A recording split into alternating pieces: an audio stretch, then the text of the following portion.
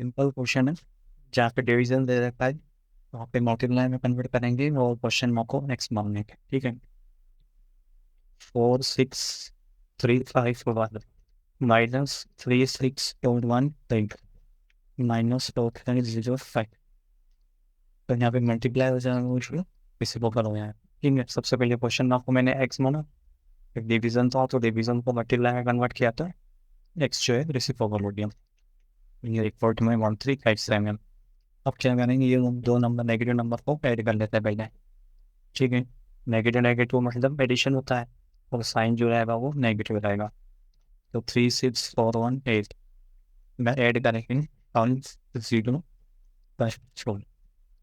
ठीक है, तो 32 9 10 4, तो 4635 मैं सेकेंड तो 0923 multiply with 1 by x equals 1.3 तो इसमें से ये सब्ट्रैक्ट होगा, 463 रहेगा माइनस 35 लॉन्ग माइनस 3 2 यहाँ में 0 4, तो 11 में से 3 या तो 7 8, 4 में से 2 या तो 2, 14 में से 9 या तो 4, 5 में से 0 या तो 5, not in 0 10 1 2 8 multiplied with 1 by x equals to 5 7.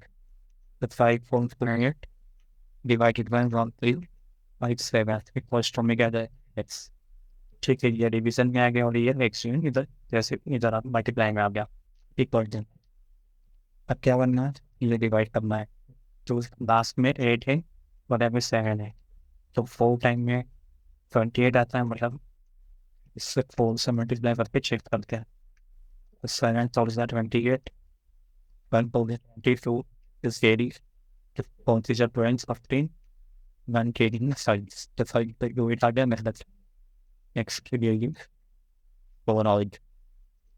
Okay, see is some जो शायद वीडियो में